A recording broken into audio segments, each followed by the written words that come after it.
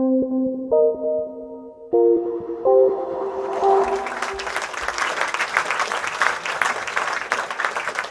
everyone.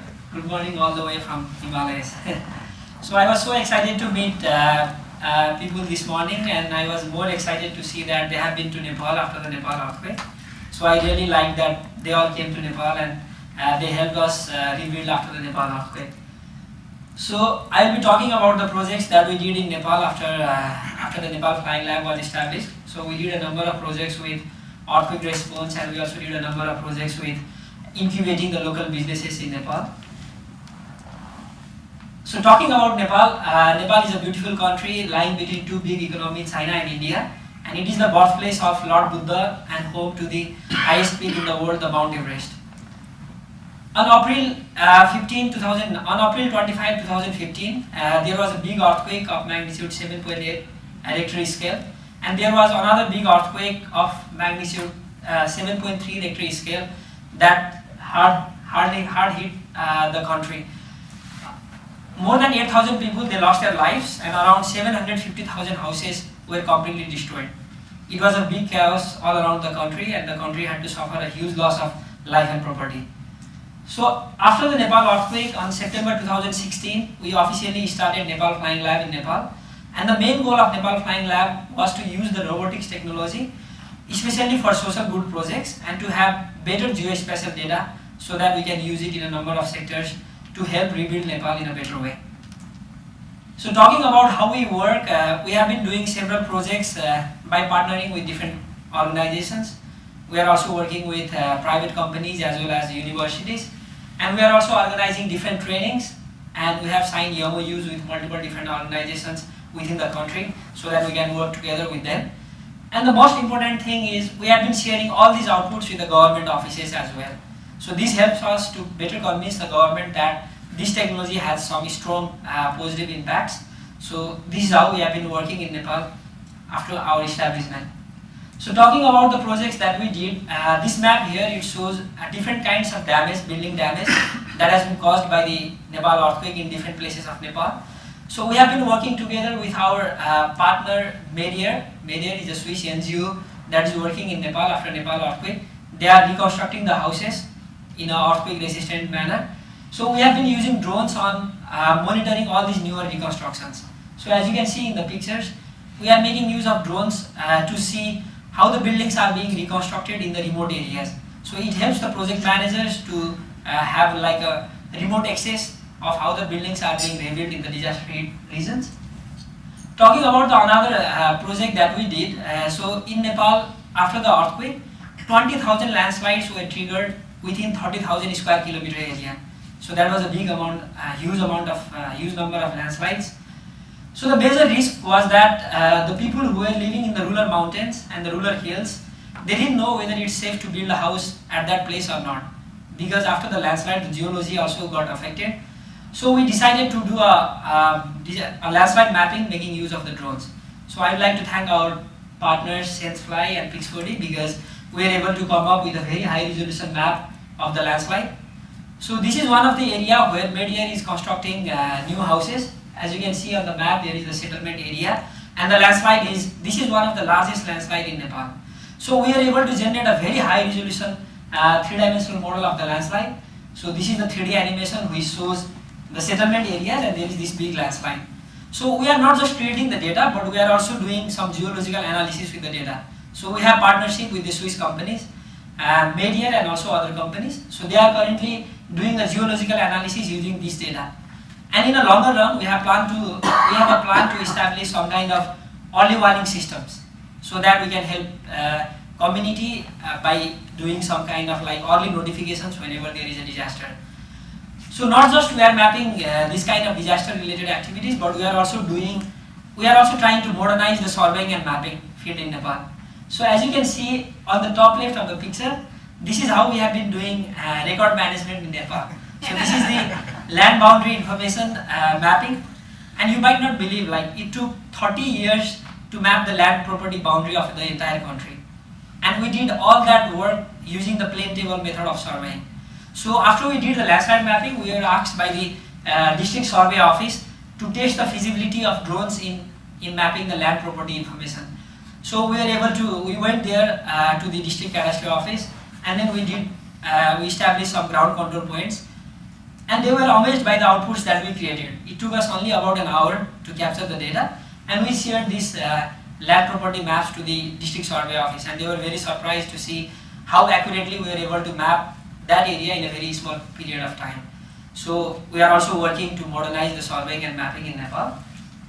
So talking about another project that we are working on is like Nepal is a developing country, and 65.7% of its population is dependent on agriculture. But if you look at the contribution of agriculture in national GDP, then this is the graph that you see.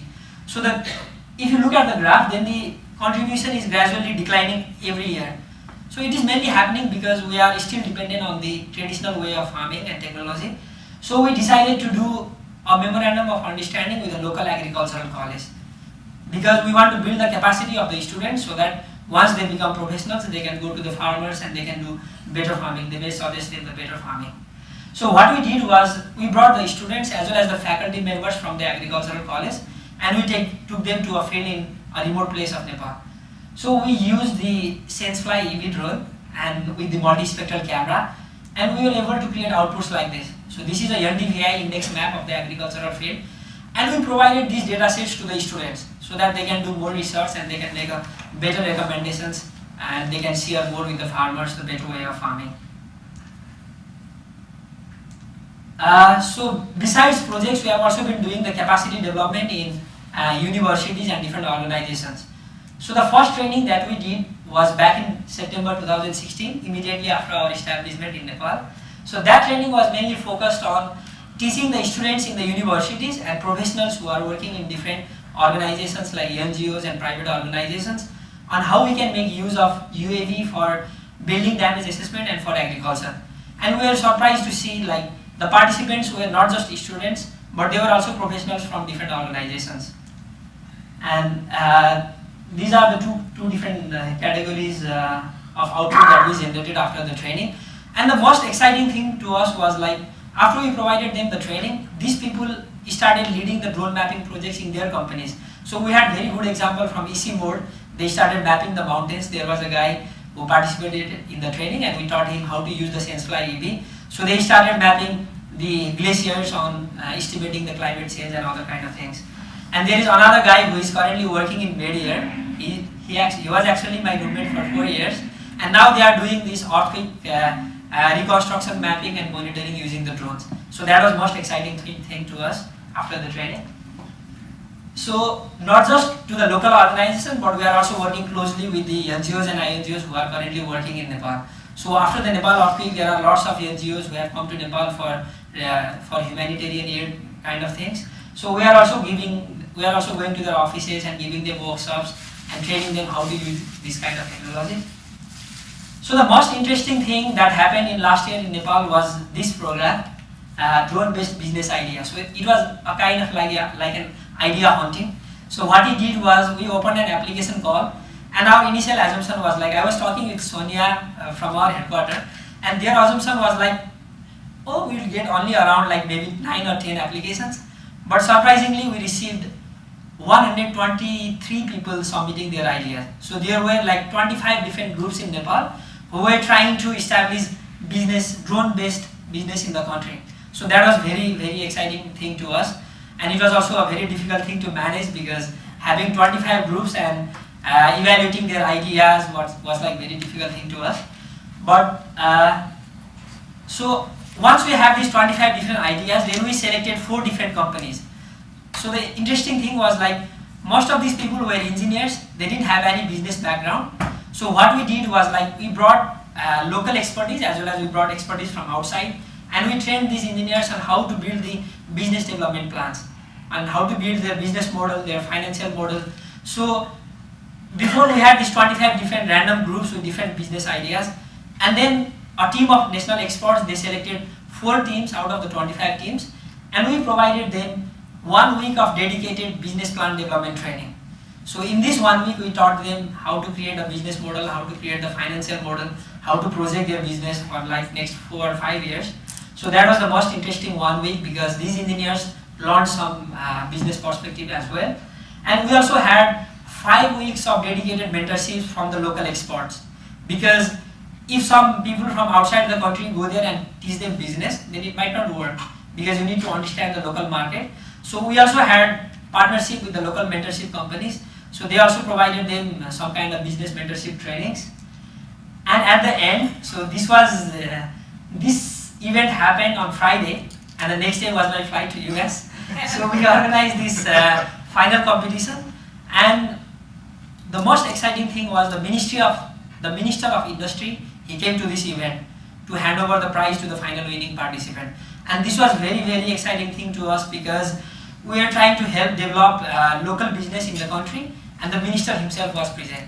So this was a very big achievement of the program. So the program ended at 10 p.m. in the evening, and I had flight next day.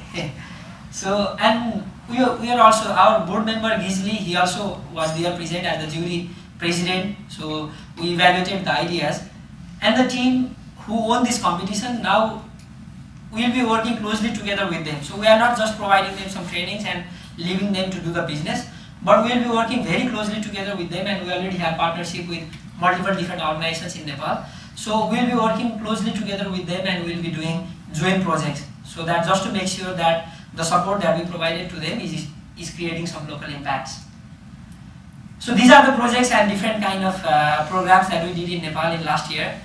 But we also have some future plans for next upcoming period of time.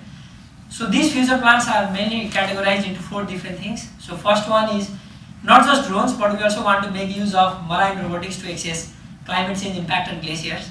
This is me flying drone on 4,000 meter altitude in a glacier.